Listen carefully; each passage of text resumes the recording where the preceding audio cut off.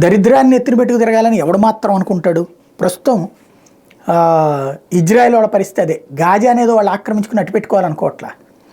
గాజాని పరిపాలిస్తే రోజు వాళ్ళ కష్టాలు తీర్చడం అనే కంటే కూడా వాళ్ళు సృష్టించే పెంట రోజు మతపరమైనటువంటి పిచ్చతో రగిలిపోతా చేసే హింసాకాండనిగా చూసుకుంటే రోజు చావాల్సిందే, డబ్బులన్నీ తగలేయాల్సిందే సెక్యూరిటీకి వీటికి. కాబట్టి అట్లాగని వాళ్ళు వదిలేస్తే రోజు తమ దేశం మీదకి వచ్చి పడుతున్నారు. ప్రస్తుతం ఇజ్రాయెల్ ఫార్ములా ఏంటంటే పాలస్తీనాలో ఒక ప్రాంతాన్ని ఏది నిస్సార ప్రాంతంగా అంటే జనాలు లేనటువంటి నిర్జన ప్రాంతంగా మార్చి అక్కడ వరకు సెక్యూరిటీ పెట్టేసేసి వదిలిపెట్టేయాలని, మిగతా ప్రాంతంలోనే జనం బ్రతకాలని.